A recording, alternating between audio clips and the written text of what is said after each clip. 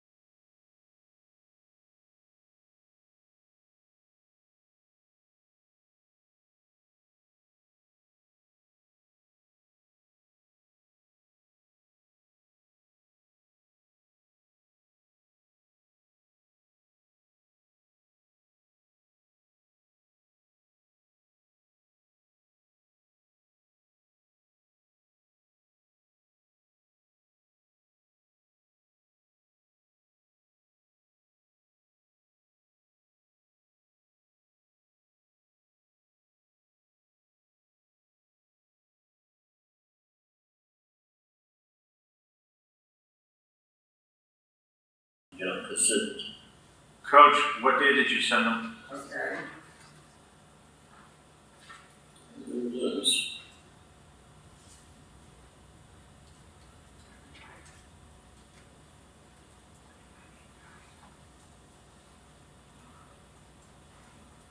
Am I the only one not seeing it? I don't see it either. No. I'll double check and make sure it didn't go into the negotiations folder by mistake. Okay, Because thanks. I was working in that one too. Okay, thanks, Kevin. Are we ready to start? Yes, I think so. Yep. Okay. Anytime. Well, welcome everyone to the Hartford Board of School Directors. It's November the 5th, 2025. I'd like to call this meeting to order at, I've got 6:01. And are there any changes or additions to the agenda? Yes, I have one. I would like, I would just like to add board committee updates. Right, okay, and I would like to change the report out on the PCB update to just the thank you, Kevin. general facilities update. And do I have a motion to approve the agenda with Kevin's addition? Nancy, do you hear us?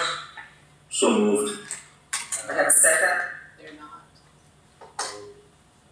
They're not hearing us at all. There we go. Nancy, hey, I don't think you could hear us. Can you hear us now?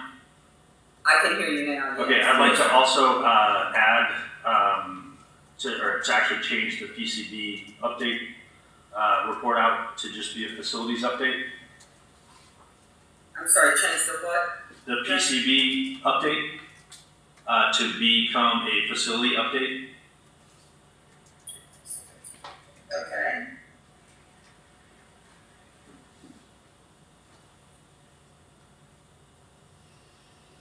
Any other changes?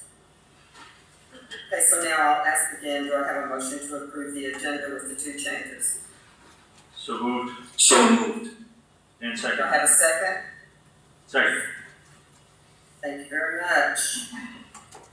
Say, I'm going to go into governance policy, section 4, policy GP2. So I understand I didn't get to go, unfortunately, but I understand that the conferences last week was outstanding. And we had 4 of our board there. And so I'm really happy that the ones that we got to go, and I hope that you enjoyed it and got a lot out of it. And having said that, I'm going to ask Aron and Cathy and Jeremy to tell us a little bit about what happened at that conference. Aron, you want to go first? Sure, thank you.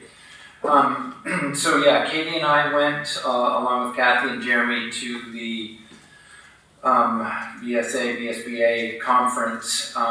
It was well appointed. The guest speakers were great. There was a lot of conversation about how superintendents and boards work together along with policy work. But one of the things that I found most interesting was the student voice as part of this. And one of the things I left thinking was wondering, we have one student representative, and I was wondering if we should consider having an underclassman as well, so that we always have representation. And one of, as they move along, our seniors are mentoring a junior, and then as the junior moves up. So that was something that I really liked, that model. Okay, just for your information, we have had that in the past. But it dwindled down so we only had one, but we have had that in the past, and it does work very, very well. So that's something that we as a board should consider maybe getting that going again. Yeah. I think that's a really good idea. Anything else you would like to report about it? I'm going to leave a little bit for Cathy and Jeremy. I rather enjoyed the conference. Again, I thought the keynote speakers were excellent. The Wednesday night session with the board and superintendents was, the whole theme was about trust and the partnership between the two. I thought that was excellent. And then I had attended the 2-part session for the Step Up to Conflict, which was a fantastic session, both of them. We ran through a values-based exercise, and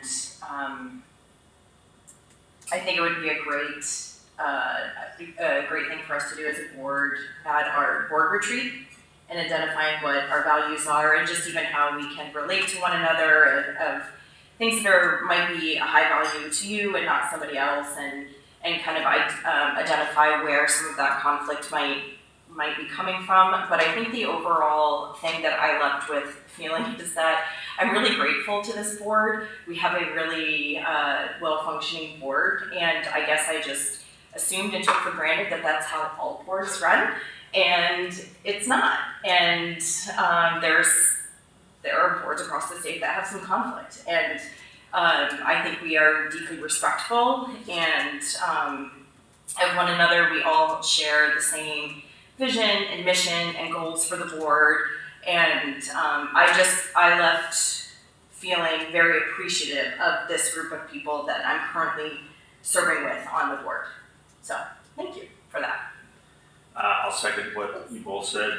For me, it was a great opportunity to network with some of the other board members across the state. As Dave stated, the keynote speakers were amazing, and what they accomplished was pretty motivating.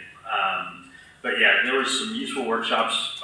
The ones I attended were the mutual accountability and action, building a continuous improvement cycle, and then another workshop on virtual learning, which was just interesting, but potentially headed our way. Why did you think that one was so interesting? So I mean, we actually, I think we could get a little bit of stuff for free, but have thoughts around the other parts of it that I'll keep quiet for now. Okay. Well, again, we thank you all for being there, and I hope that you enjoyed it, because I always enjoy going to the conferences. I always come back with, I'm just like rejuvenated. So I was very envious that you all got to go, but I was very happy that you all got to go too. So thank you very much. Well, let's see. What have I got down here? Report out the Redistricting Taskforce update. And Kevin, we're asking you to do that for us. Okay. Get back to that file. Okay. What I'd like to do is read this into the minutes, so that it will be available for the community online. And this is as of their meeting, the last meeting, which was held in the last, well, actually on the 4th. In this, the official takeaways from the meeting are posted on the AOE website after each meeting. This is shared from the Task Force House co-chair. The Task Force met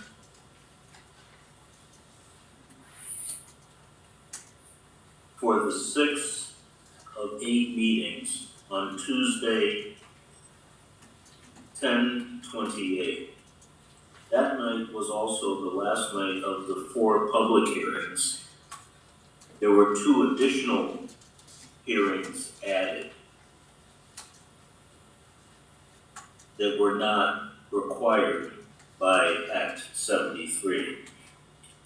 We looked at the latest versions of the 3 maps that are still being discussed.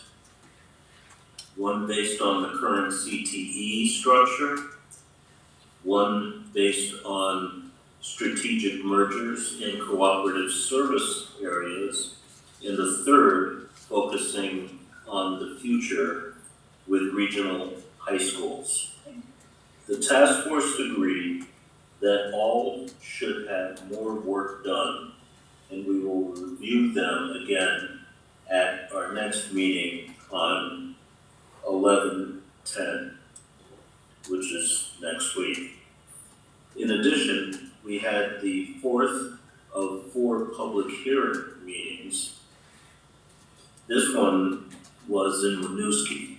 The previous meetings were in Bradford, Townsend, and Rutland. Each had a good turnout, and about 800 people have joined in the discussions, combined with in-person and remote. We've been hearing a lot of concern about making any changes to the education system in Vermont. There is a lot of fear of lack of services and frustration about the way the process is being done. In addition, we had some frustration that remote links to 2 of the public hearings changed after they were first posted. The change was made because the staff person who had been supporting the meetings had a family emergency, and they had to change the owner of the meeting. So they sent sincere apologies. That is the update from the task force. And Madam Chair, if I may, my position on behalf of our district legislatively is leaning towards the kind of a combination of the CTE and service region construct. And I think it'll be obvious to everybody on the board as to why. It's because we have, well, my personal feeling is one of the best CTE regions and also one of the best service regions. And so if we're gonna model, why not model after ours?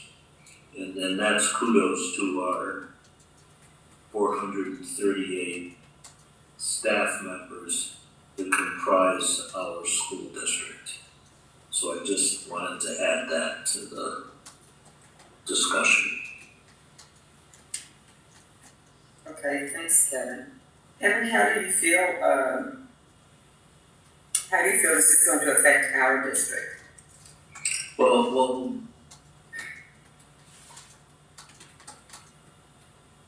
we're in a good position because if you look at the AOE report and this report that I just shared, the committee's leaning towards kind of what we're doing right now as a district.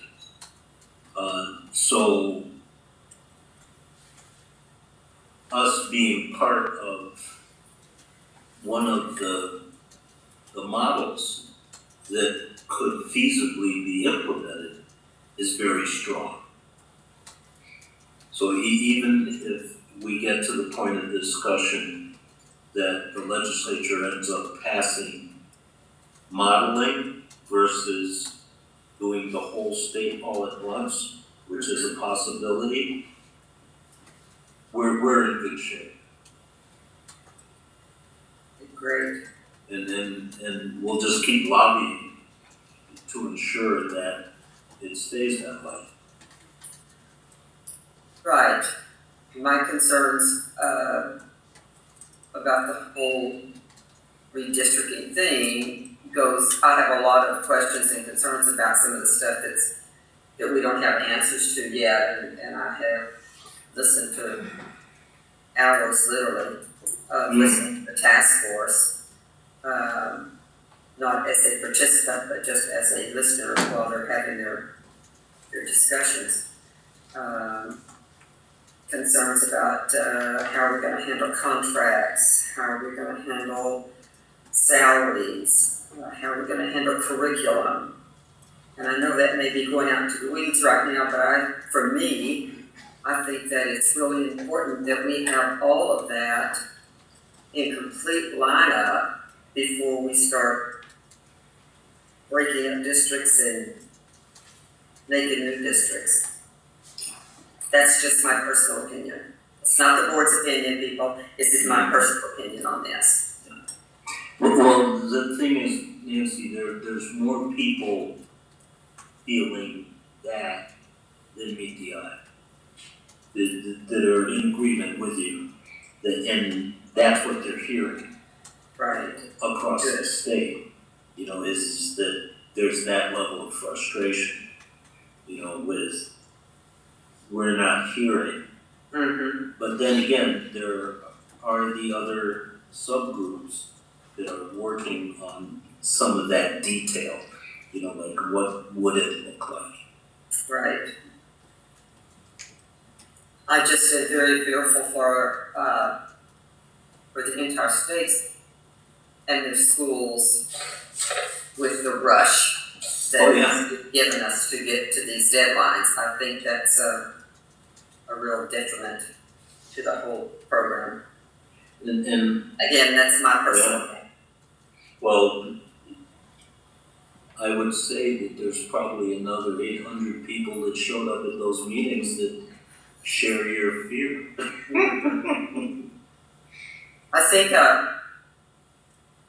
correct me if I'm wrong, but I would think that we as a board and we as a community need to be addressing some of these concerns to our representatives. Not just you, because you hear it from us on the boards, but are the rest of our senators and our representatives hearing it from us? I think that that's something that we should be talking about and we should be encouraging I encourage each of our board members to do this, and I encourage the administration people to do this. I encourage the teachers to do it, and the parents especially. Parents' voices need to be heard, their stories need to be heard, their concerns need to be heard up in Montpelier. Can I just say, I think a lot of parents don't understand the gravity of the situation as well. I think they just kind of heard inklings. I mean, a lot of people don't get the values anymore. People only get their news or, you know, current events from social media or whatever they're swiping through on their phone. So I think a lot of parents, especially, you know, that I've talked to, like either don't have the full story or have heard a little bit about it, but I don't think they really understand the gravity of what is coming or what seems to be underway. So I think anything that we can do to get real information to parents, especially, I mean, they're the ones, myself, on a personal level, are going to be impacted quite a bit. You know, my kids aren't going to go where I thought they were going to go. Right. So yeah, I think anything that we can do to get real valid info in front of parents would be helpful. How do you think is the best way to get that information to them? I don't know. School newsletters. I mean, the school newsletters. I think that not only the district newsletter, but the ones that go out, you know, either per teacher or per grade or per school. Mm-hmm. I know that I look at those more often than I look at the other, you know, 100 every couple of days that I get in my inbox. Like those are the ones that I look out for. So I think that would be a start, or I guess bolstering our Facebook page and making sure that it's credible and has, you know, real information there, and that we're not just, you know, pouring gas on fires, that we're just posting information and there it is. People can comment, get torches and pitchforks if they want, but we post just real information and you don't engage after that. So those are two of my thoughts for how to get the information out there in front of parents. Nancy, Yes. to Garrett's point, did everybody get the survey that I shared from the task force? It was last week. Yeah, but I got it also from VSBA, Okay. because I'm an executive board there. That survey needs to go out as vastly as possible to our community members. I've tried to get it on the listserv, but they said that, you know, my email address, they had a problem with my email address, so they didn't post it. And the thing is, I've got 7 emails, so they, you know, it got confused for them. Okay. So if we can consider, Yes. and that's something you can talk with the, you know, the administration about, is getting that posted in as many places as possible. You know, the web, because that's going directly to the task forces. And Yes. and Coach, I'm on the listserv. I would be happy to send in an email with a link to the listserv for that. But we could Great. do that Perfect, Cathy. weekly on Monday or weekly on Friday, so that it's, you know, people are having multiple opportunities to see it. Thank Because you, it- Ken. that's a great guess, because that's where their voice will be. There's a commitment to listen, and that's an opportunity. Kevin, you as a representative, how do you receive, how best do you receive information? Is it people emailing you? Is it people phoning you? Is it people sending snail mail or what? I get it in all of those forms. You know, at this point, you know, all ears are open, you know, on this, because it is that critical. Yeah. You know, it's the biggest part of the state budget. Yeah. Coach, I'd just like to point out that, that Vermont Education Systems survey, the Google form is no longer accepting responses. Oh, okay. Yeah, we just checked. Just figured that one out. See, they didn't say how long that was gonna be open. You know, cause usually on most surveys, they'll say, Right, this is a short time, or there's a date. yeah, So, if it's not accepting, you know, that's. But I'll check with the author of the survey and see, you know, why, you know, they didn't tell us collectively that we had a time limit on that submission. okay, thank you. Alright, so we can still get the information through to, who does the newsletters, the principals or the assistant principals at the schools? I know the middle school has got a couple of newsletters that go out. Yeah, it's usually admins do it collectively, mostly the principals, sometimes the assistant principals, but they all have input. Okay. So we could get something sent over to all of them. Cathy, can you work on that this week or not? I know you're bombarded right now. If you can't, I will. What was that, Nancy? I said, would you be able to get something to the principals this week? I know some of them, I know the middle school is asking for stuff to go out on their newsletter on Friday. I don't know what the other deadlines are. Well, I can get something written up and just send it to them and ask them to get it in there. yeah, well, the link to the survey is no longer active. Okay. But we can get information to them.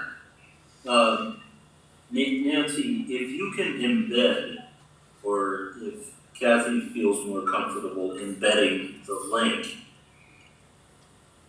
from AOE, Uh-huh. that would be really informative for parents. Because everything that's going on is on that AOE website. Right.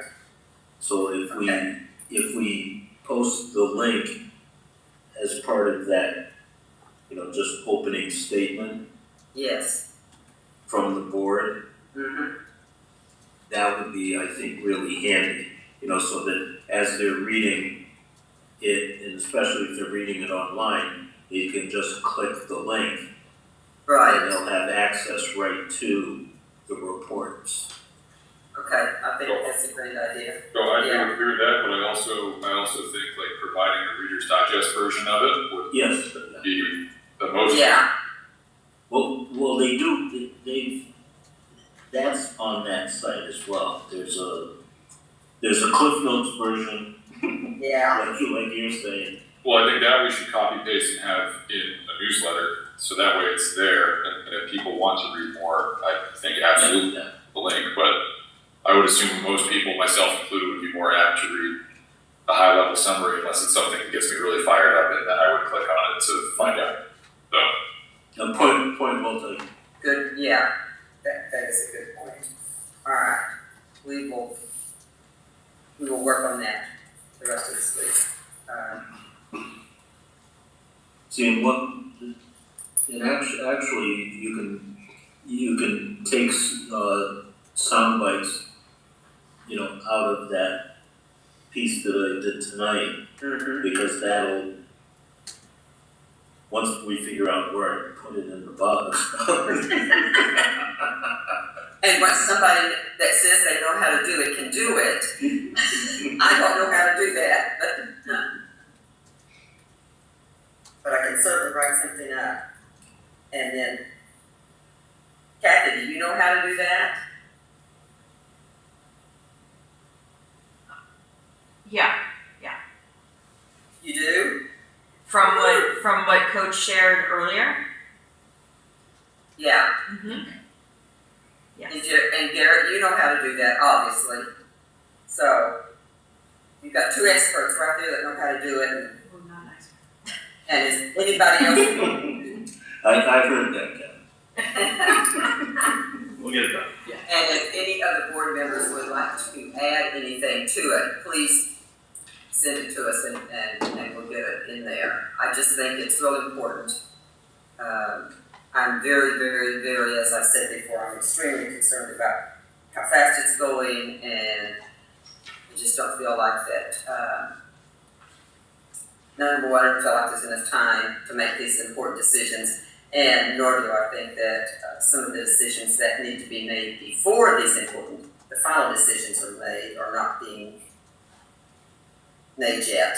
And I'm hoping that what Kevin says is going to take care of some of that problems there, because I do know I'm not the only one who's concerned about it. Has anybody else got anything to say about this? Okay, is Jonathan there? Yes, he is. Thank you, Jonathan. So can we have a facilities update from Jonathan, please? Good evening. There's lots going on. I wanted to start first by responding to a question that came up at the last meeting about lead, specifically at the middle school. There was reference to some work that was done recently, and I just wanted to clarify that the work that was done there was not replacement to a water line, it was in fact replacement of a sewer line. So there was no impact on the water quality. That having been said, some of the questions raised were valid. We have had, we've been struggling with lead issues in several of the schools for the better part of 3 years now. We are currently compliant with the state process in terms of testing and labeling, signage, anything that is not suitable for drinking. All of that information is available on the DEC website. The next step for us, since we've not been able to solve that problem mechanically, is we're looking at installing filtered hydration stations at all the schools. That's a solution that other districts have taken who have similar conditions to what we have, and one that the state is on board with. The other point I wanted to make is there was a question, I don't recall the details, about fixtures and faucets and such being replaced. Since I started 4 years ago, we have replaced a lot of fixtures and faucets. All of those replacements have been recorded as an action item with the state. I know that historically there have been some other efforts where fixtures and faucets were replaced, but we have no record of what was done. So it doesn't really count. What we have done in the last 3 years is all on record with the state. We've not been able to solve the problem. The problem is not the town water. The town water is fine. And so the next step is to put in filtered hydration stations. In the meantime, any water sources in the schools that are a problem are either shut off or labeled appropriately. And again, all that information is available on the DEC website if anybody's interested. Just so that clarification. Moving on from that to everyone's favorite subject, PCBs.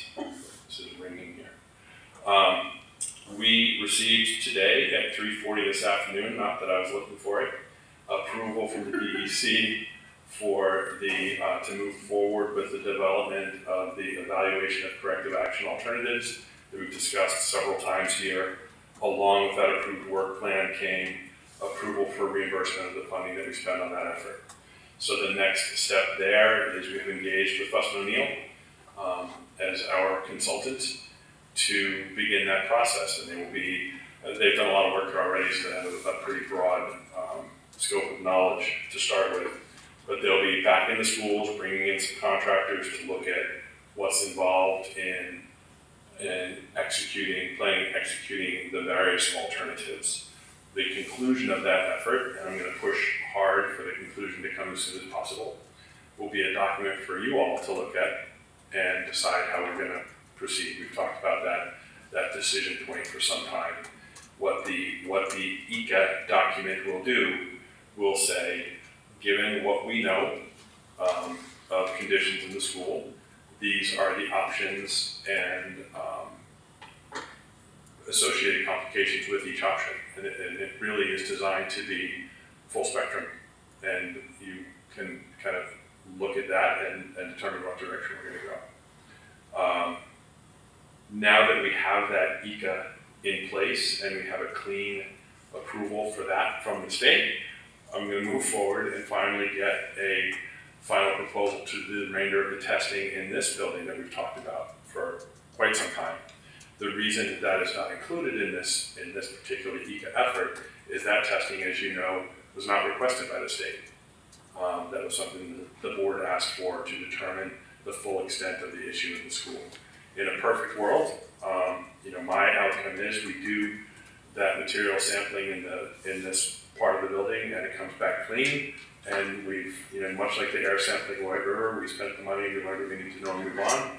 If by chance we do discover contaminated materials in this part of the building, we'll know what they are. And then we can then incorporate that into this larger ECA process as an addendum. So really the push is just to get something going. My desire for a long time has been to turn it into a construction project because that's kind of what I know. So we're moving closer to that. I appreciate the folks at DEC who spent a lot of time on the phone with me in the last couple of days working out what that looks like, and so we can move forward with that. The other update is related to quarterly air samples, which we are required to do until this is no longer a problem. It ties in to the ECA process because should the board decide to pursue an option that leaves materials in place, we're on the hook for sampling essentially forever.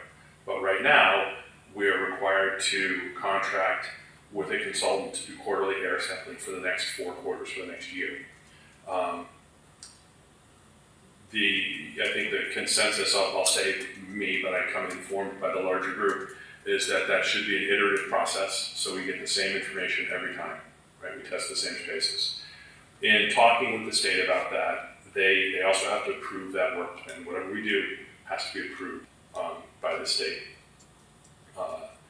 So where that has landed is by the end of December, we need to execute the next quarterly air sample. Go ahead. In the high school. The desire of the group that met internally is to sample all of the impacted spaces.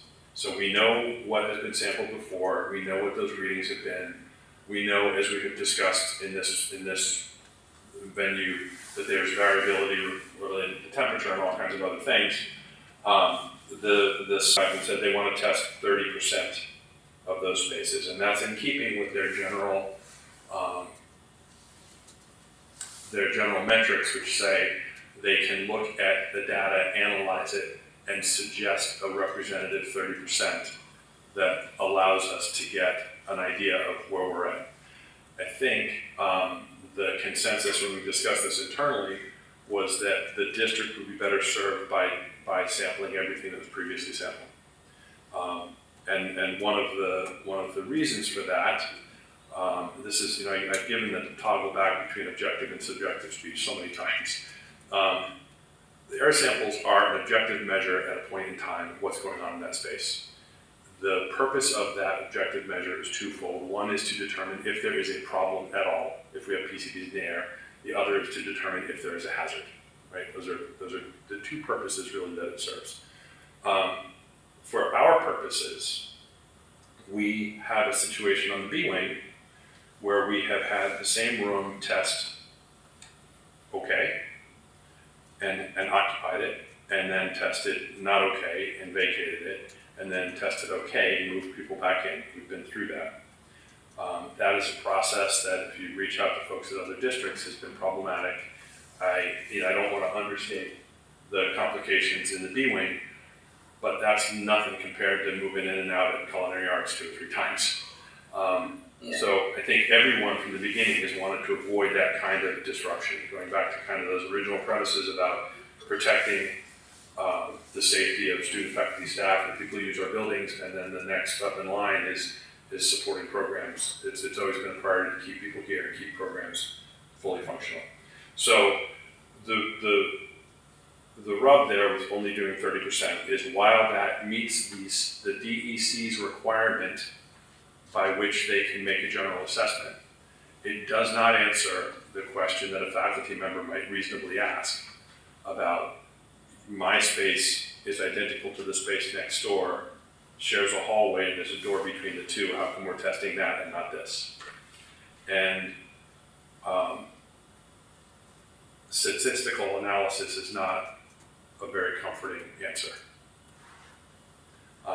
So I think the desire is, and again, this is ultimately your decision, that we go ahead and sample the spaces where we have previous data in an iterative fashion. So we're sampling the same space every time, every quarter. We get the same sample from the same place, and we can look at trends. We can look at, that full data set. Having explained that to the DEC and with respect to their process, what they came back with is that's fine. You can sample everything you want, but we'll only pay for 30%. And this is where we landed, if you recall, with substrate sampling in this building, where we paid for that because the DEC did not feel it was necessary. That substrate sampling is what identified the contamination in the CMU walls.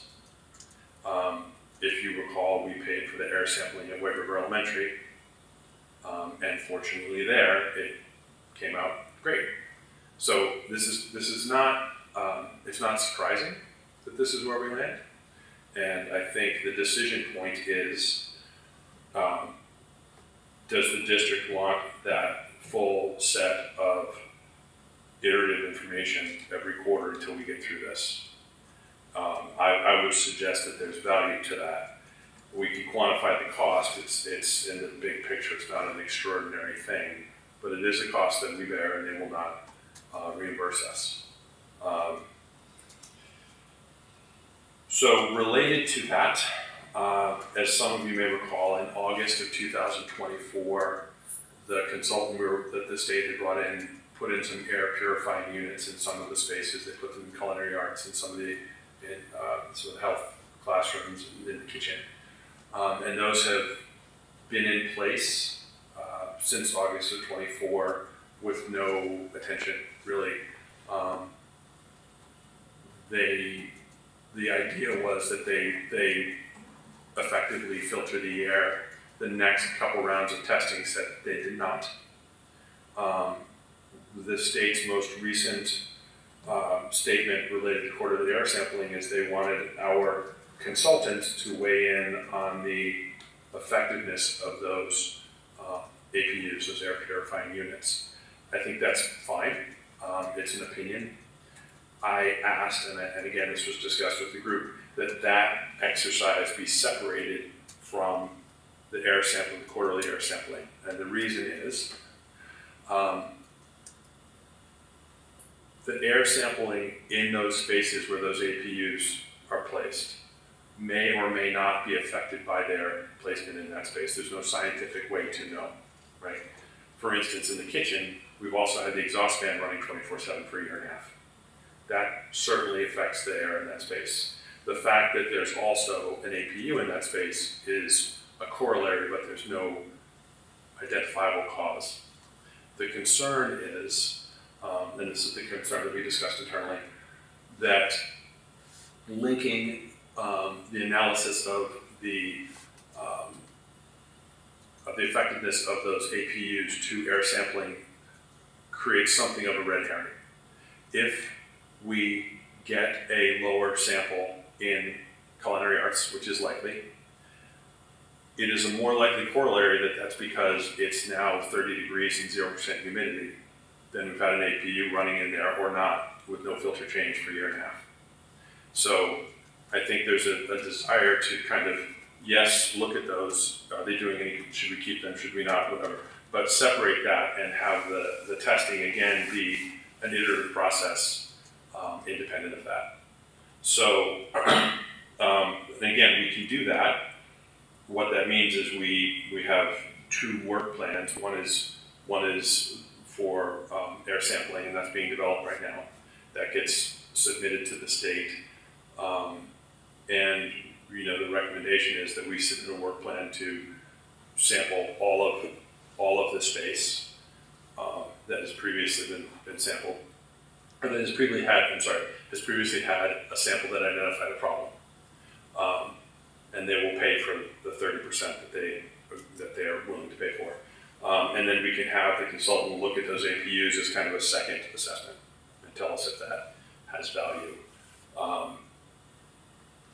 So that's where we are today with the ECA. We have a lot of progress there. I'm happy to be moving forward with that. The air sampling is a bit more of a work in progress, and I think what I need fairly quickly is the answer of, are we going to sample all the spaces where we previously had a problem, so that we can give that direction to our consultant and move forward.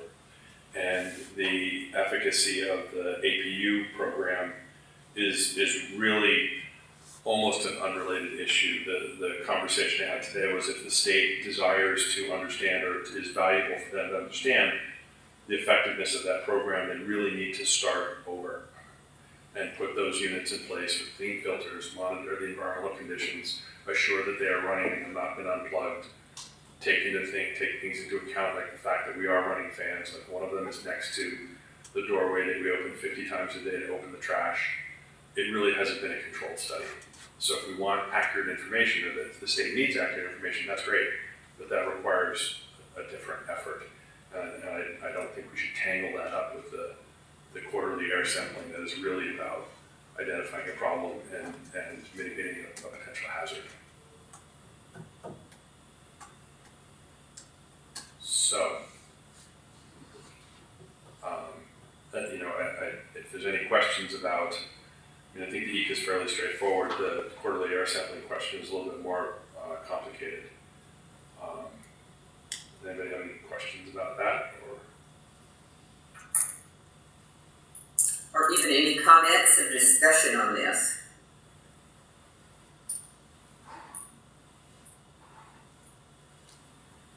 So if that's the case, I'll proceed with what came out of the internal conversation this week and go forward with sampling all of the spaces where we've previously identified a problem. And we'll quantify what that cost differential is, and obviously we'll have to parse that out in a request for reimbursement. And then that work plan for this December sampling exercise is the exact same work plan we use for the next three.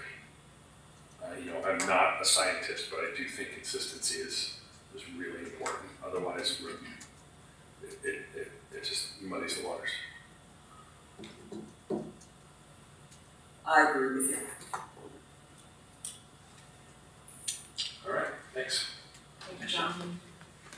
Thanks, Jonathan. Kevin, did you have something? Do we have to do that in the form of a motion to support? It would seem to make sense for consensus purposes. I'll go along with that too, yes. Do I have a motion to accept Jonathan's suggestion regarding air sampling, especially, right? I'd like to make a motion that we follow through on our facilities director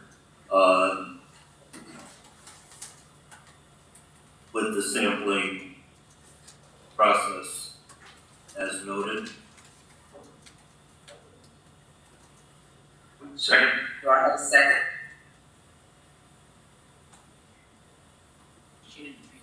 Second. Thank you. All in favor, say aye. Aye. Aye. Aye. All opposed? Okay, the motion carries. Thank you, Kevin.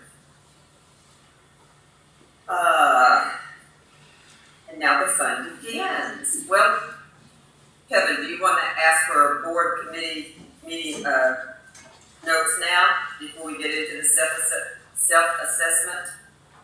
Since we're talking about reports and reporting add-ons. Sure. I'd like to, just update the rest of the board and the community, you know, on the finance group. There's been a lot of activity, as you would imagine, at the beginning of the school year, and I'd like to commend part of Jacob's team that's working on HR. Alicia and Emily just finished up a additional professional development HR program. So kudos to that group. The AP and the work that Jacob's assistant has been directed to do with refining some of our processes are going really well. And so it's an exciting time in Jacob's office. Jacob, would you like to just add anything to some of the activity? So say starting up the school year, it's always been pretty busy, and it continues to be. I mean, we got AP runs every week and payroll every other week. So I mean, it stays busy, and I'm very grateful to my group for all they do. Kudos, for sure. Thank you. Anything else? Before we jump feet first into this? Okay, then I suggest we go on to the DQS Self-Assessment. For the sake of the listening audience, I am going to read what the 16 VSA subsection 165 says about the district quality standards as set forth in 16 VSA subsection 165 G. In addition to the education quality standards provided in section A of this section, each Vermont school district shall meet the school district quality standards adopted by rule of the Agency of Education regarding the business, facilities management, and governance policies of school districts. These standards shall include a process for school district quality reviews to be conducted by the Agency of Education. Annually, the Secretary shall publish metrics regarding the outcomes of school district quality reviews. So, what we're going to be talking about tonight, and we're going to do two different sections of the district quality standards. Has everyone got a copy of those in front of you? Yes. Or at least have you made notes about them so that we can discuss them tonight and figure out where we stand on the governance priorities that would be first. So the governance priorities through an equity lens, the board of each SU/SD and as applicable of each member school district within the SU adopts a version and measurable goals to support continuous improvement and monitors student academic process and wellness. So we've got the standard that says the board follows an inclusive process to invite and incorporate community input into the vision and goals for the school system. Then they have broken it down into 4 different areas: the beginning, the approaching, the proficient, and the advanced. So we need to look at the beginning to see if our board meets the 2 qualifications that they've got listed there. If they do, then we'll move over to the approaching, which is the very next box next to the beginning one. And we'll see if we meet those, and we'll go all the way down to advanced. If we do not meet even one thing in the very beginning, then we do not go any further on that one, and after we've done the self-examination, then we will, talk about how we're going to solve that problem so that we do start to meet all of these standards. The first year that these standards, all of this is due on the 21st. We've got one more on our next board meeting. We'll finish up on the last. We took the first two, and the third part that we have to do as a school board, we will do, at our next school board meeting. We thought that this was the easiest way, it would be the quickest way. Cathy and I talked about it, and we thought this would be the quickest way. I know this may sound a little confusing. I'm used to using this template because this is what we use in early childhood education or all of our licensed daycare centers, and we had to do this on a yearly basis, and this is exactly the procedure that we used. Obviously not what the verbiage is here, but the procedure was the same. Does anybody want to talk about the first one?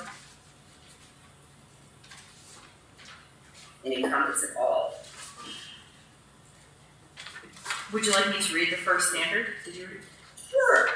So the first standard, 113.1.1, the board follows an inclusive process to invite and incorporate community input into the vision and goals for the school system.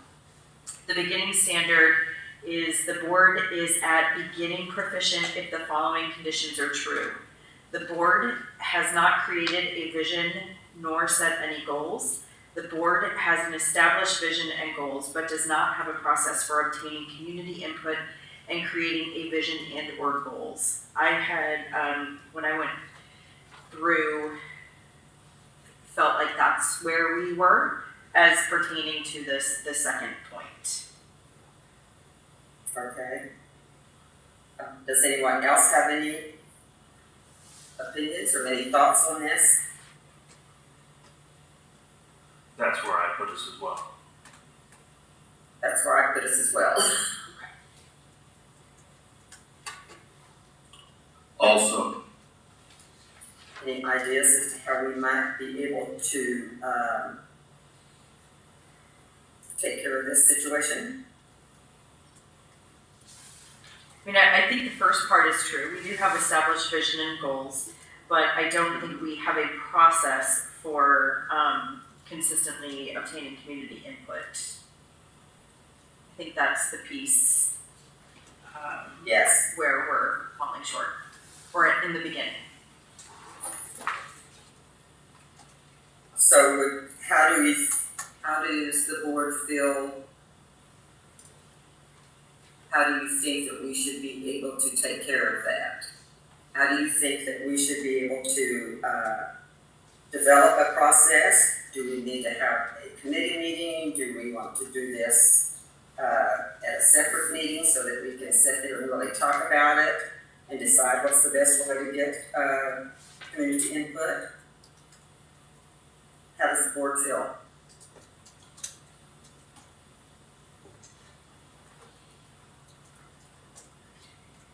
I've never heard this board this quiet. I mean, I have all kinds of Go ahead, Gary. I have all sorts of ideas for how to get community input. But I mean, I don't know, does it make sense to go through each of these standards and, determine where we're at and then at a future meeting or future meetings, depending on like the gravity of the topic, do we come up with a plan for each of them, or do we go through all of it this evening? I mean, I'm up for either one. I just don't know what would make more sense. What works best for this board is the way we will do it. We just have to have it ready for Cathy to submit on the 21st, which is a very short time frame. All right, so it sounds like we should come up with some ideas this evening then. So, all right. I mean, ways to get community input. I mean, meet the community where they're at in terms of getting information. I mean, I saw a little snapshot of how many people are in the audience tonight. There's not that many. Right, I saw like one or two familiar faces. But I don't know, it seems like getting the community to join even online or in person is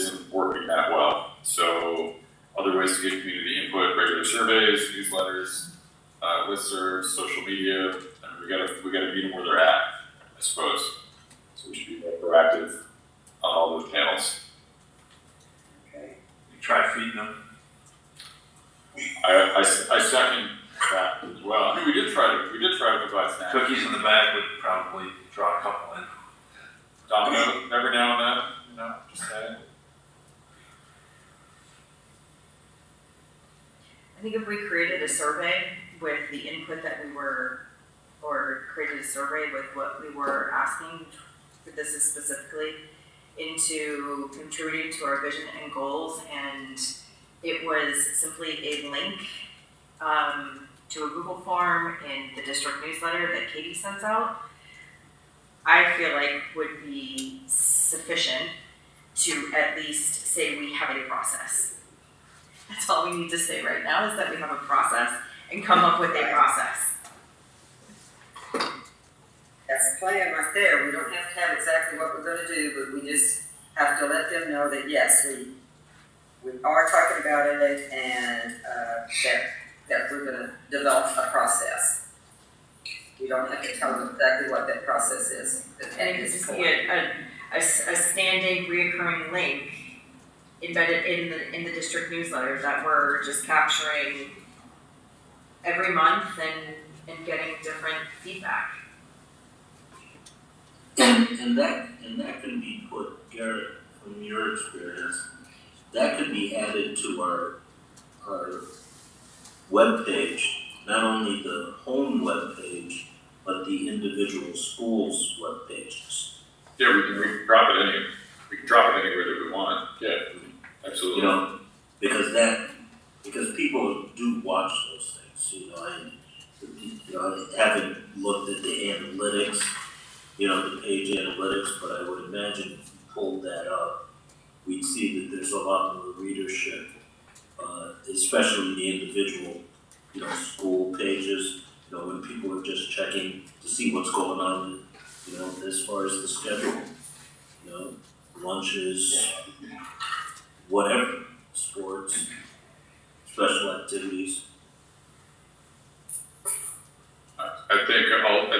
Well, I know we don't have to solve it this evening necessarily, but I think another thing, so a survey would be good. I also think just, like a summary of every board meeting, and I mean like a 10-sentence summary, or 5 bullet points of what was discussed, something along those lines to put into the district newsletter or school newsletters, just to let people know a little bit that, hey, we're here.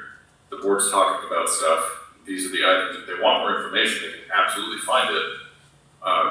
So for example, like at my job, I receive all sorts of different emails from people, but I subscribe to a couple of tech newsletters that literally just give you 2 sentences about the topic, and if it's something that's relevant to projects you're working on or vendors you're working with, then I can dive in more.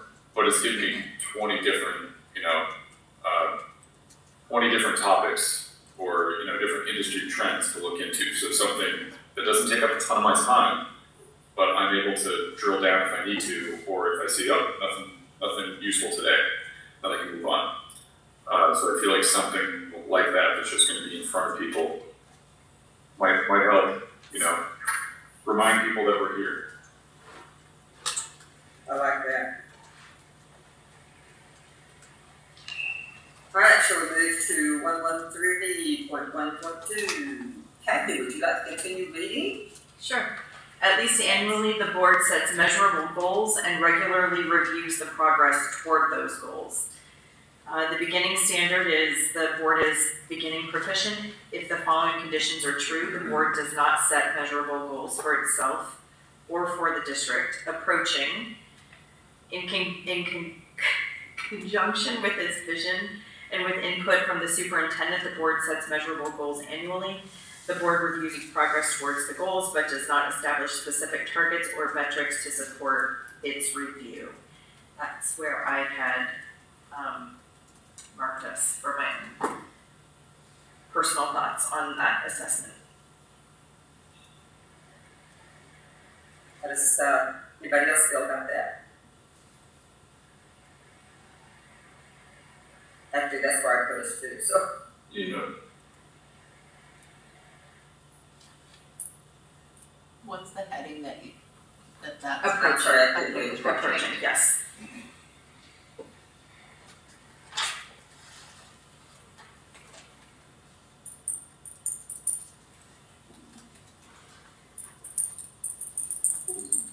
Any ideas? You know, I think just maybe setting a midpoint from where we're you know, I think in our board retreat, we talked about our work plan for the year. And so picking a meeting where we're reviewing what that work plan was and how are we doing towards those goals. I like that. I think board KPIs too.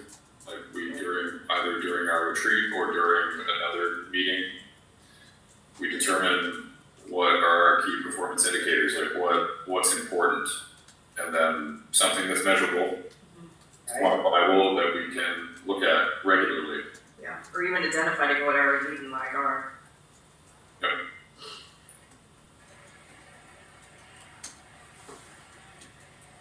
Kevin, do you have any thoughts on any of that?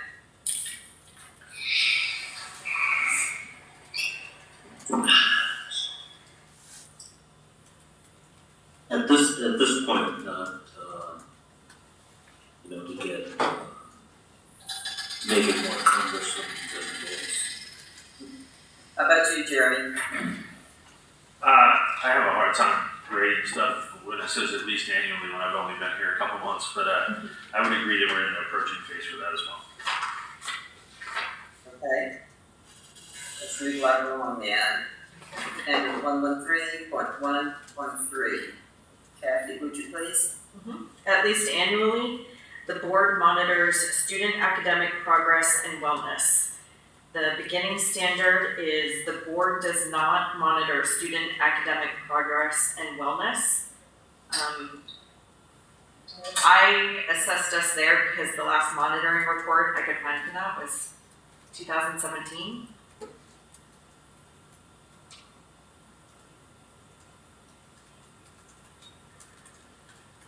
Garrett, I think you're talking, but I can't hear you. Garrett, you're on mute. There you go. It was just late. Oh, alright. Can you hear me now? Alright. I mean, I'd agree at the beginning of approaching, kind of maybe right in between. I mean, in my limited board experience, I feel like some of that stuff go over maybe every budget season, but not regularly. So, I feel like we could, again, maybe KPIs that we just see regularly. And again, I was thinking, I'm like, I think it's not that it's maybe not that we're not doing it. It's just the information's not readily available. It's not easy to find if that is happening.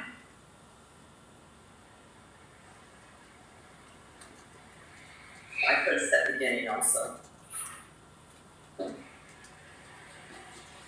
what do you think? See, in this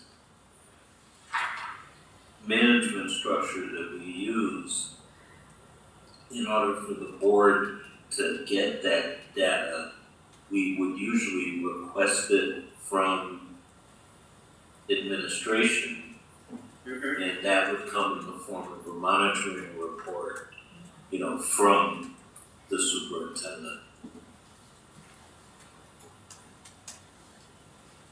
So I guess what we would have to do would be to add, actually, some of that data we get, in the annual report. Yeah. So that's it. So it does show up there directly, every annually. So just thinking about how it's tracked, Yeah, how it's tracked and how it's presented. What, Cathy? I think how it's tracked and how it's presented. I did find the annual report and had to click through multiple pages deep in, I think I actually was on the town website, but the last monitoring report for this was in 2017, and it's a very nice presentation. So the information might be there, but it's very difficult to find. Okay, yeah, that's the piece. We've got to figure, how do we anchor reporting on the district quality standards to the information that we receive, or that's available, not receive, that's available. And what do we do with that information once we get it?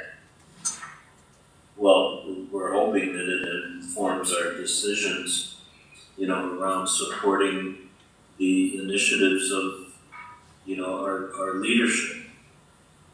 Very good. That's what I wanted to hear. Okay. 113.1.4. Cathy, would you do it again for us, please? At least annually, the board formally evaluates the performance of the superintendent based in part on the superintendent's progress toward meeting agreed upon goals. The beginning standard is the school district board does not evaluate the performance of the superintendent. Approaching is annually, the school board provides the superintendent with a written performance evaluation based on nationally recognized educational leadership standards. For educational leaders, the board and superintendent have established mutually agreed upon goals in alignment with district goals. Proficient. Annually, the school board provides the superintendent with a written performance evaluation based on progress towards meeting agreed upon goals. The board includes a provision for the annual performance evaluation in the superintendent's contract. Board collects feedback from all member boards for consideration in the annual performance evaluation. Board uses a documented and replicable process and timeline for superintendent evaluation and communicates these expectations to all member boards. I had assessed us at proficient. As did I, we just went through. Yes. Mm-hmm. So that is, I think, a really good one. Yeah. I don't know if you noticed when it says the Policy Governance Board, that one of them was, Right, that was the traditional board governance. and the other one was then for the ones of us that are policy governance. Right. Yeah, okay, gotcha. Yes, I read the traditional board governance. I still marked us proficient though, for the same standard of Yes. policy governance. Yes. Agreed. And absolutely, I agree with you. I think we do very well with that one. 113.2.1. Jeremy, would you like to take over reading? I have the Cliff Notes version that's in your agenda, so I can make this a lot shorter. She's gonna keep it long. Okay, that's fine. See, just trying to speed things up. Okay, so 113.2.1, the board annually assesses its performance, including adherence to agreed protocols, processes, and policies. Beginning, the board is at beginning proficient in the following conditions are true. The board has not adopted a conflict of interest policy. The board has not adopted a code of ethics or a code of conduct that outlines expectations of and commitments made by board members. The board has not agreed on a set of board operating protocols or norms. The board does not have an annual work plan. Approaching. The board is approaching proficient when the following conditions are met. The board has adopted a conflict of interest policy. The board has adopted a code of ethics or a code of conduct.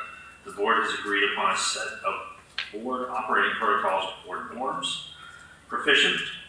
Annually, the board self-assesses its performance based on its adherence to its operating protocols, processes, policies, and its board goals as identified in the annual work plan. The board has established operating protocols or norms in its annual work plan that clearly defines roles and responsibilities for board members. And that's where I'm going to stop with proficient.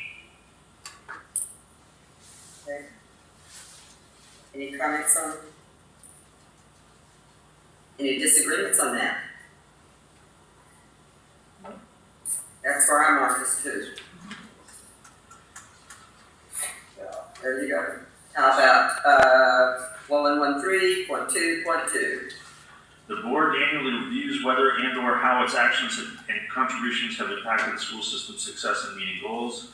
The board is at beginning proficient if the following conditions are true. The board does not annually review whether and or how its actions and contributions impact the school system's success in meeting goals. The board's actions and contributions do not relate to the school system's success in meeting goals. That's where I'm going to stop. Okay. Any comments on this? On this particular one? Any ideas on how we might, What's the heading of that? Beginning. pass beginning? Mhm.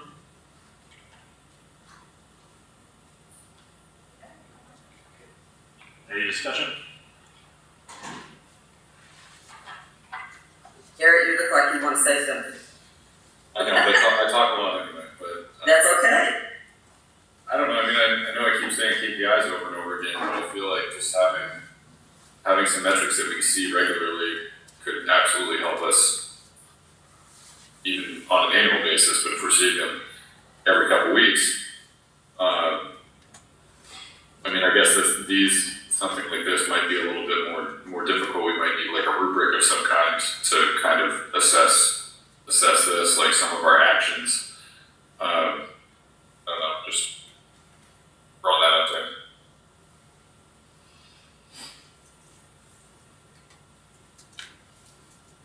Anyone else?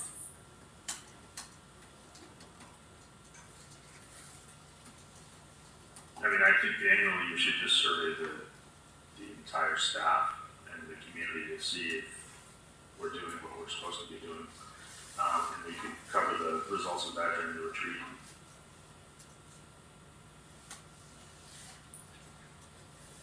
I like that. So,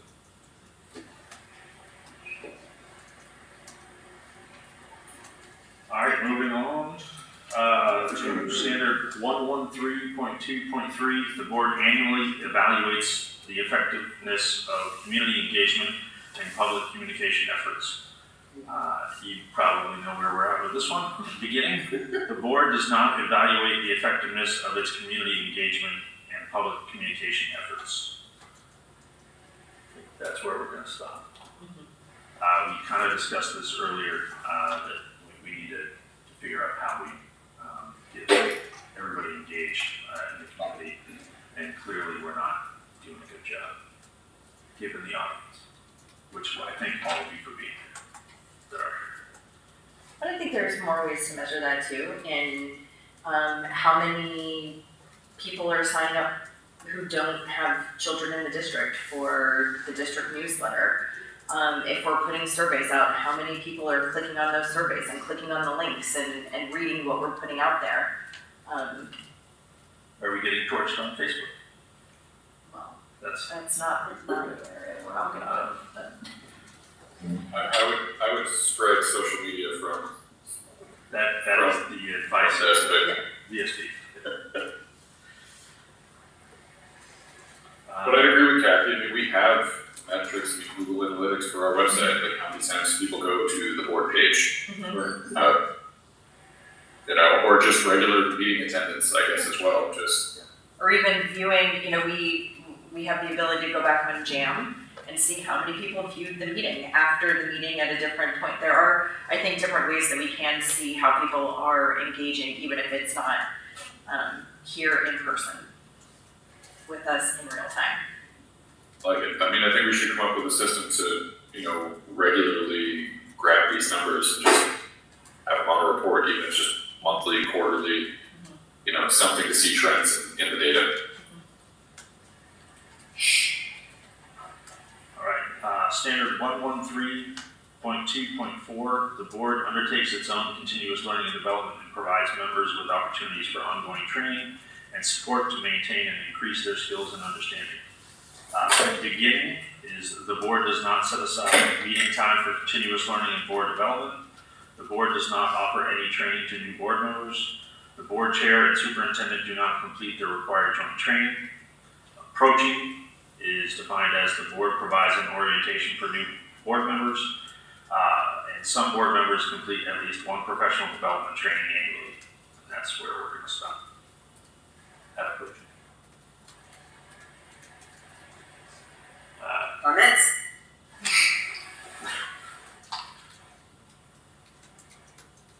Any comments on that? How do you think we can get more board members to attend trainings? Well, I think it tells us in the next step we need to add it to our work plan to make sure that we all do it. And that we track it. So I think we can add a tab to Aron's tracker.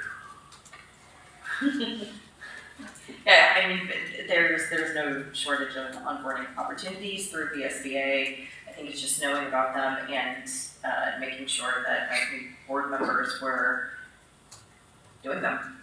If you sign up for it, it's that you're recording anyways. Exactly, and that's the easy part too with the VSBA training things, that you can always sign up for them, and if something comes up and you can't attend that particular one, that the very next day you will be able to get the video of it, the recording of it. I think though, even like a smaller training, even maybe at our board retreat, that would be helpful, I think, for new members as well. Things that are more pertinent to our district. I think I'm on the wrong one. That was 113.2.4. I think we were supposed to be on 113.1.4, but I think we're missing a page. No, we're just. So, Cathy already did the 1.3, 1.4. okay. Yeah, Jeremy, I think you're right. What do we have right now? You're right. We're done. That's it? Okay. Yeah, no, we are done. Sorry. I thought we were still on. Any further comments on that? No, we're good. For. Okay. So that's why I went my cheat sheet. Do we do this one? No. Great. That's not the ones we were doing. You did According 4 to in me, your we should section, be on and you just did 4. 0.3, 0.2. We're not doing those. We're just doing 1. Oh yeah, we're not doing 3. 113.1 and 113.2, all sections.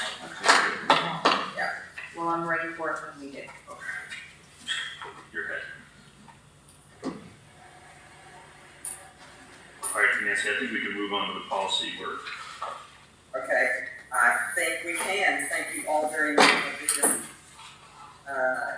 All the things that we talked about, and get it into Cathy so that she can start working on her end of that. And then next week we will do the 3s. Okay? Thank you very much. So let's move to policy work. I move that we accept and approve the options-based response to violent intruder drills, fire drills, and emergency preparedness policy that was first warned on October 15th.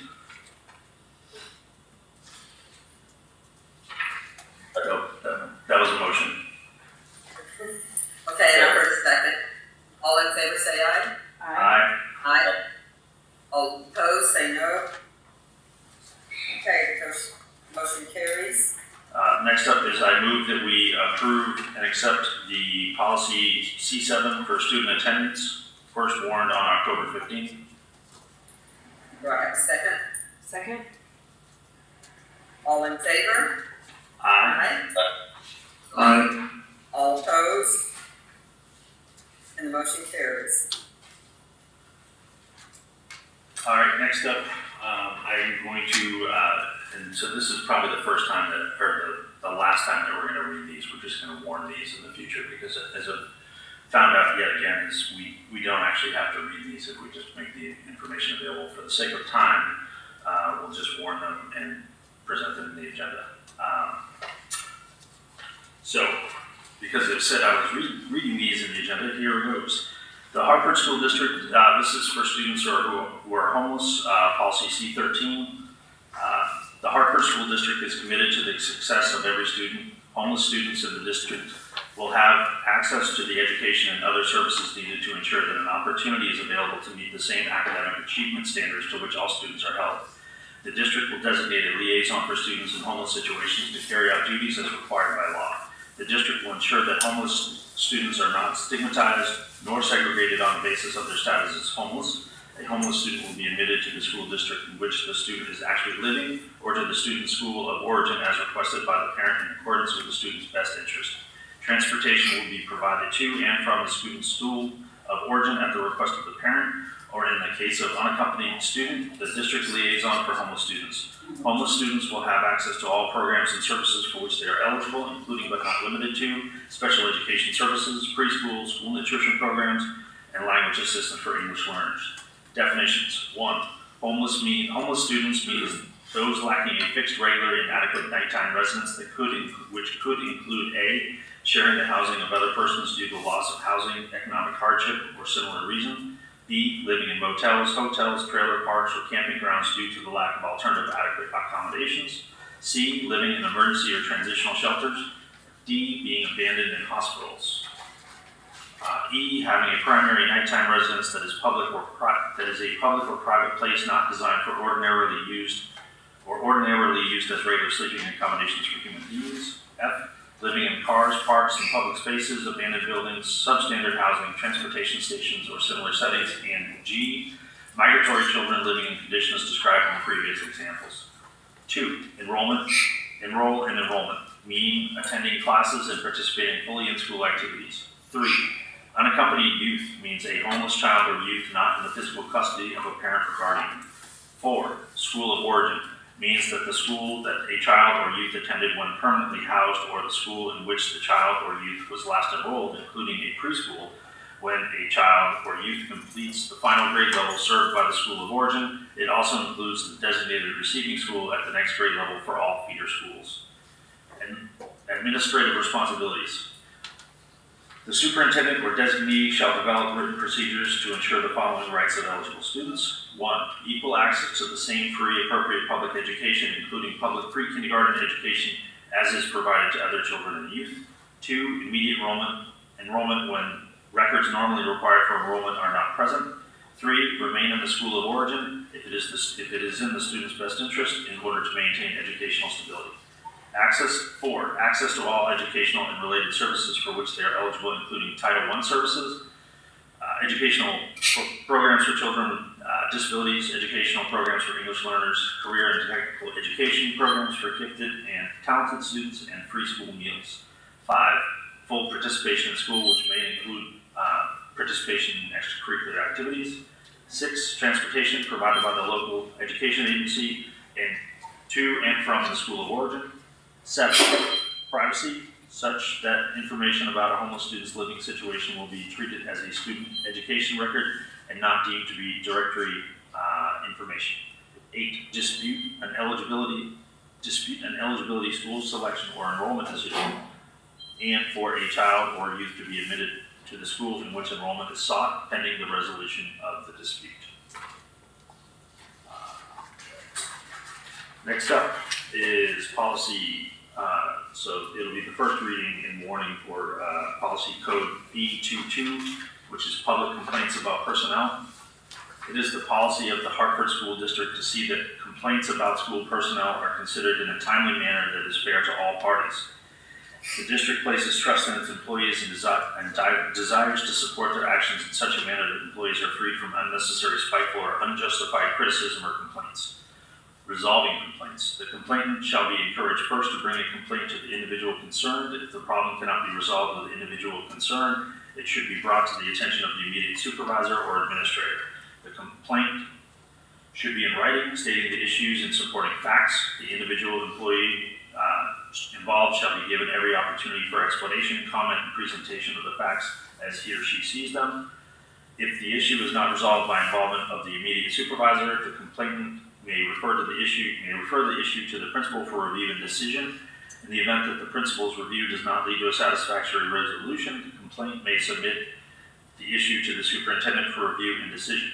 In cases of alleged discrimination, the complainant should follow the procedures accompanying the non-discrimination policy.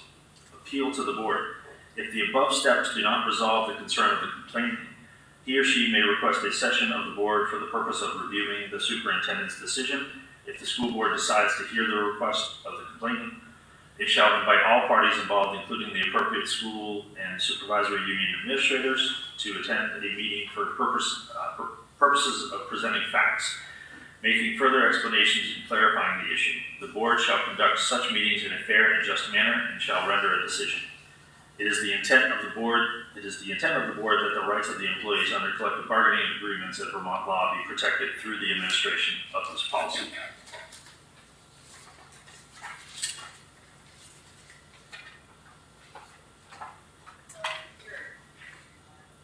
GPA board committee structure, please. Yes.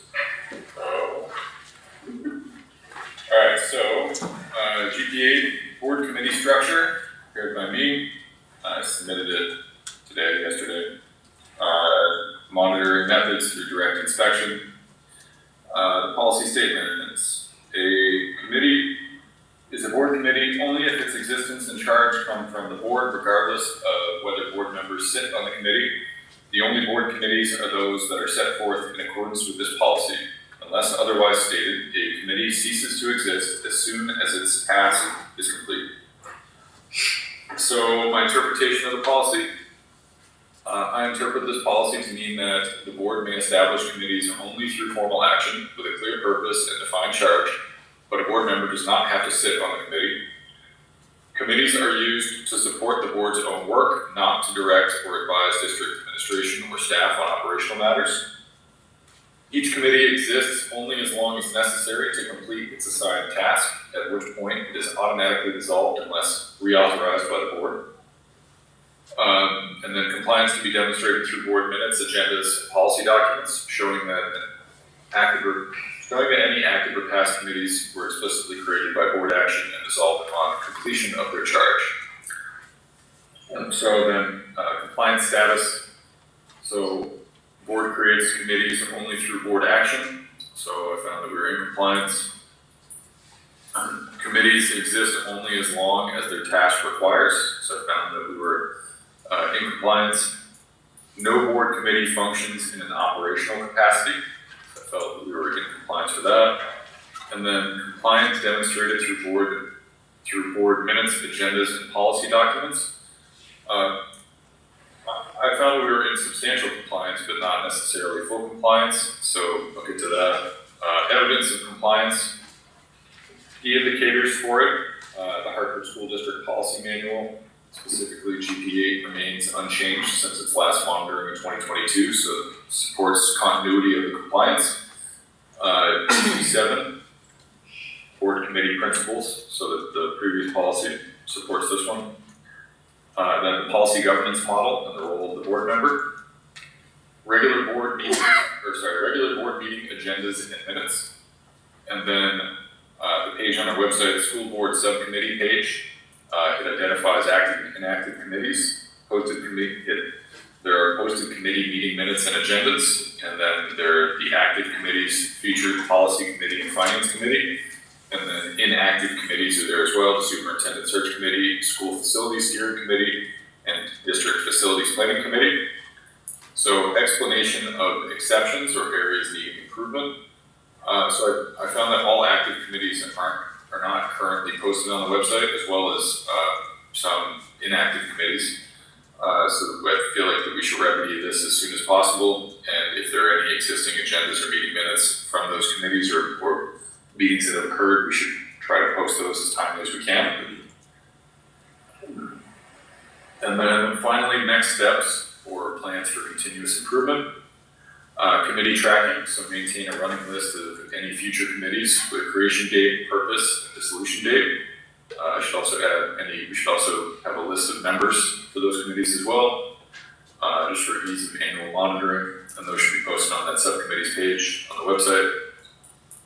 Board orientations to include a review of GP7 and GP8 and board member onboarding to reinforce the boundaries between board governance and administrative operations. And then annual confirmation, so add an annual agenda item to confirm that no active committees exist outside board authorization. Thank you very much. Okay, it is now time for public comments. The board welcomes public comments in order to accommodate as many community members' voices as possible. Anyone making a comment will be given 2 minutes to speak. This is not a time for discussion, but the board is interested in hearing comments, concerns, and suggestions from the public. Do we have any public comments? No, go ahead. Please, no. All right, Paper, rock, scissors. I'm only gonna need 60 seconds, so there we go. Do you want to? 60 seconds starting now. So my name is Jennifer Opolinski, and as you know, I am the new Director of Adult Ed. Very excited, and when it comes to a point where there's just so much to share, I just had to come and just jump into public comment just for 60 seconds. So what I wanted to share with the board and with the community who's listening are 3 really kind of exciting programs where we could use some community support or involvement. So Electrical One has been on the minds of many community members for a long time, and I wanted to let the board know that we have interviews this week for an Electrical One instructor, and that we would be able to offer through the Vermont Department of Labor Electrical One course in 3 to 4 months, open to 17-year-olds and up, post-grads, people who want to change careers. We'd be able to do that at night through Adult Ed.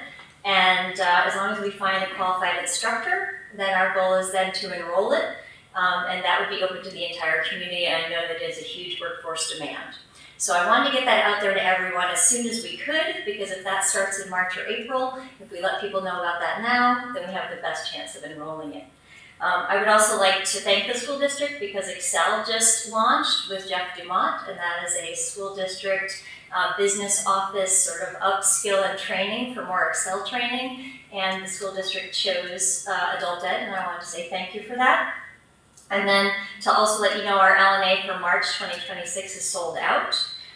We are looking at a summer course if we can hire an instructor, so a call out to LNA instructors in the community, and be on the lookout for things like CDL, phlebotomy, and hydroponics.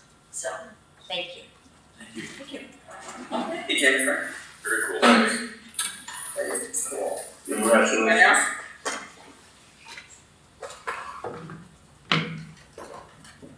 I'm Colin Butler. I've got several topics I want to get on tonight quickly. The first one is I want to say thanks for the discussion on the efforts of the Education Taskforce that's ongoing. And at the same time, I want to complain a little bit about how little Hartford residents are being exposed to what's going on via the local school board. There's an article, I'm not sure, I look at the Valley News online, so I'm not sure if it was in today's paper or yesterday's paper, but an article that talked about a Mountain View board meeting. They had a picture of the entire board considering the maps that the committees, the task force is looking at right now. And the article mentioned the superintendent writing a letter to, I'm not sure who she was writing to, the task force, I suppose, complaining about the impact that at least one of the maps was going to have on Mountain View, that other regional high schools were being identified as places that would survive, and it looked like neither the Woodstock Middle School or High School would, and current Woodstock students would be diverted to South Rutland and Hartford. And they were going to invite Rebecca Holcomb to a future board meeting. She's a member of the task force. And I'm wondering, why haven't we got a table with those maps out here And why haven't we looked at those maps? And why haven't we had a discussion about those maps? And why haven't we invited task force members to come and talk to us about what's going on? And why haven't we been communicating with the community about the impact that this task force is going to have? I think Garrett made a comment when you were discussing it that people in the community really aren't aware of what the impact of that task force's work is going to mean for Hartford. So I think you've got to do a lot more to communicate what's going on at the task force level and at the state level as it impacts Hartford.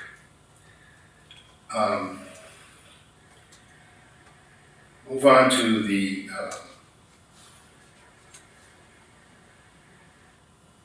your discussion on the quality standards. You're a policy governance board. You've got governance policies. And if you don't have policies that dovetail exactly with those quality standards, I would ask, why not? Because really, all you need to do is have a district governance policy that addresses each of the points that you were discussing this evening, and you should be in the fourth box on the matrix, because your policy governance requires you to visit annually each of your policies and determine how the district's performing in regards to that policy. So why isn't that the solution to any place where you're not performing at a superior level?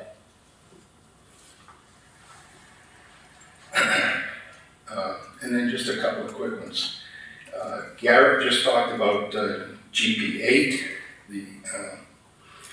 It's been frustrating to me since I started following board activities that there's virtually nothing about the committee work that's going on that appears on the district's website. Agendas aren't posted, minutes aren't posted for the most part. I don't know if those committees are active and meeting or not. Mr. Christie talked about meetings of the Finance Committee or activities of the Finance Committee. I'm pretty sure those aren't shown as warned meetings of that committee.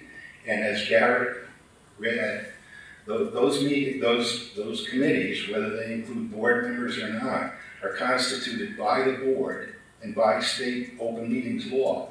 You're required to post warnings of those meetings. You're required to post minutes of the results of those meetings. I don't think that's happening. So, and then the last thing is, you're really doing a disservice to the community. You had a lot of discussion about communicating, involving the community in communications this evening. You've got to do better at putting the material that the board is considering in the board package. Not all of us can attend a meeting and hear a verbal presentation from your facilities director, or hear about the results of several of you visiting or attending VSBA meetings. There were several instances this evening where there was nothing in the board package about what was being discussed at the table. That's unfortunate, really. And the last thing I'm going to mention is, in several cases, your solution to improving communication was through district newsletters or the use of district newsletters. There was a little bit of discussion about posting on a listserv. I would recommend that individual board members not represent the board and post to the listserv. You really aren't in a position to speak for the district, but you're putting information up that's district information. It ought to come from the superintendent's office or from the board as a whole. The listserv is a good place to put information, because you're not just reaching parents of kids in the district, but you're reaching more members of the greater community. When you put something in a district newsletter, when you put something on a school website, the only people that are going to see that are people with kids in school. Not that they're unimportant, they're a vital part of the community, but you're missing people like me who for a long time hasn't had a kid in a school district. So you really need to be focusing on communicating with the larger district. all of us. Look at what the select board is doing. And I don't very frequently give kudos to the select board, but they hired a communications director on a part-time basis. They put out a bi-monthly newsletter. That newsletter parrots back in part exactly what happened at the most recent board meeting. So you were talking about that, I think, earlier this evening. So you've really got to do a better job of communicating to the whole community. Thanks a lot, everybody. Thanks, Paul. Is there anyone else? One more here. Okay, Tim. Kim Ferrier showing up. Kim Ferrier, Waverly Junction. I was honest, to be candid, watching you guys on YouTube or whatever feed comes our way as citizens. I guess I want to start tonight by saying thank you for sitting there. It's hard work. As you perhaps know, I'm on the select board now, and wow, like, it's hard work to do what we try and do, you know, night after night or evening after evening to make this community work. I was kind of trying to start tonight with a metaphor. The metaphor is that in corporate America, you always try to find a balance between the mirror and the window. And the mirror is self-reflection. How are we doing internally? How are we doing our work? And the window is what's going on out there. And you guys have the toughest job because federally, state level, local level, it's a mess. You know, I love Hartford. I think for my two children that came through this system, there was amazing people that made them better adults that they are now. So I appreciate your work. It's tough work. There's a lot of layers, a lot of complexity, a lot of challenges, but I also think that we always have to kind of check that balance between, again, looking out at the window, what's going on in the world, and then what we are doing internally to try and make it better. I think Hartford has some amazing people doing great work on the ground, but you're going to get your critiques, you're going to get your challenges and stress, and you guys candidly all look tired tonight because you probably started at 7 or wherever you started today. But I honestly, I just wanted to come here tonight to say, like, it's hard work to communicate what you're trying to do, try and make a great public school system, which I think, honestly, federally, we're being challenged. I think I have a deep passion for public education in America, and we're getting challenged on multiple levels. And I am here tonight to say to you, I care about what you do. It's hard work. I could be very critical here tonight, but I don't want to be. But it's, I think we just have to find our path as a community. And I hope that we do that together in a way that's coherent. I mean, I'm going to say one more thing tonight and I'll go away. I think that maybe Hartford should consider building a new facility that complements what we're trying to do for education delivery and as a community. I think we might have an opportunity or a little window to do that. And Jonathan, I appreciate all your work on that, but I really do believe that we need to perhaps have the courage to take Hartford and what we represent and what we are and really drive it forward in a very bold manner. And maybe we'll find that together or maybe we won't. And I'm not criticizing anything that we have right now, but I think we have the opportunity to maybe take it to a whole nother level that 10, 20 years from now when we're all dead, we'll say like, wow, that was amazing that we did that, right? So thank you for being here, and I'm going to go away. Okay, have a great night. We appreciate it. Thank you. Thanks, Tim. Anyone else? Anything online, John? Or, Is there anybody online? Nope. Nope. Okay. Then, do we have any appointments, resignations, or retirements? And Aron, I presume that's in your ballpark. That is in my ballpark, Nancy, thank you. Yes, we have one appointment, and it is Joshua Barker, a special educator at the Wilder School. Thank you very much. Any more? That's it. Okay, do I hear a motion to accept the consent agenda? So moved. Second, Second. all in favor say aye. Aye. Any opposed? Okay, the motion does carry. We have on here a proposed executive session, 1 VSA, subsection 313, A1, labor relations agreements with employees. Do I hear a motion to go into executive session?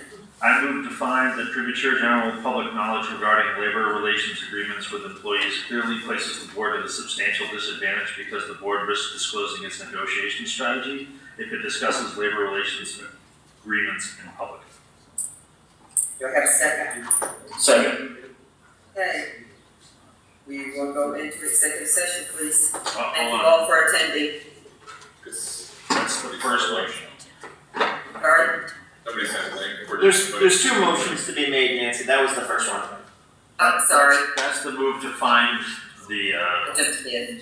and now I move to enter executive session for the purpose of discussing labor relations agreements with employees under 1 VSA section 313A1. Do I get a second? Second. All in favor say aye. Aye. Any opposed? Okay, thank you very much. We'll move into executive session, please. Garrett, I do not know, I think, Jacob, can you get with the people that are supposed to be going into this executive session? Yeah, so as far as I know, this is for the support staff, so that would be Cathy and Jeremy. Oh, okay. So you're free to go. Oh. You want, or you can just hang on. Jacob, I will stay on till you guys get back. Wait, Yes.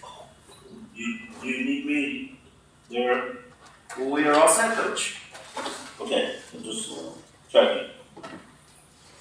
Thanks, Kevin.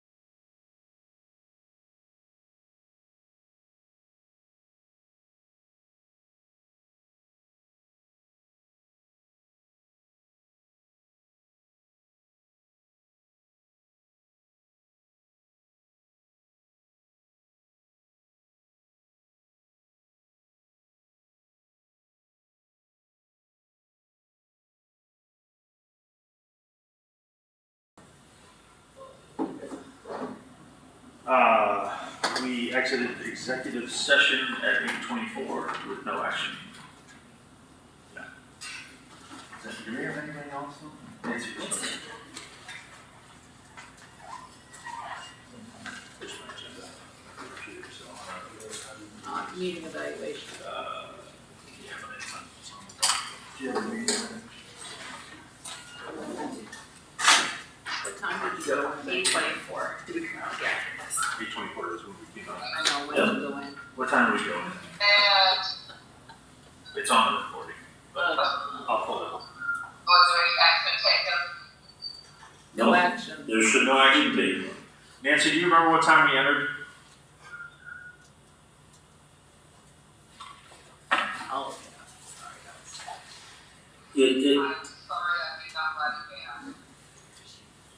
I think it was 59. 7:59.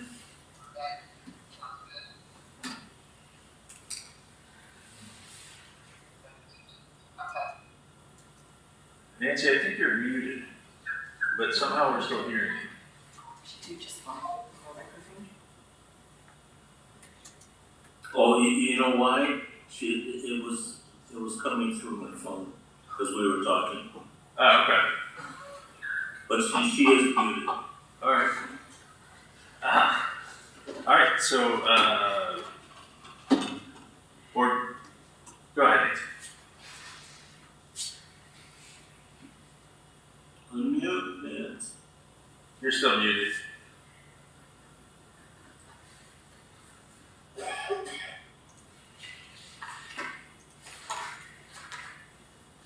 Uh-oh. All right, So she's talking away. Nancy, you're muted still.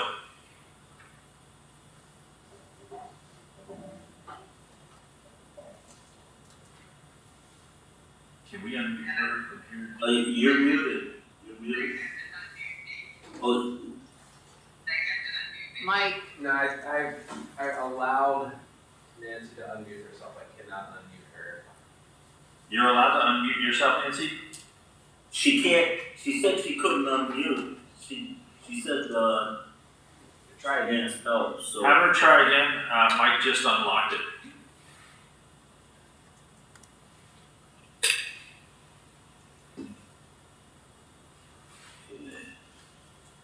I'll call it back. Yeah. So I can move on. The next board meeting is on November 19th, 2025. You can unmute yourself. And we'll move on to the meeting evaluation. Meeting date was November 5th, 2025. The board was prepared for the meeting, satisfactory. Board's time was spent on ends, not needs, satisfactory. Each board member was given opportunity to participate, satisfactory. Board treated all persons with courtesy and fairness, satisfactory. Board adhered to Robert's Rules of Order, satisfactory. Board adhered to its adopted governance style, satisfactory. And that's all. There you go. You were unmuted for a minute. Do I have a motion to adjourn? So moved. That needs no second. Motion adjourned.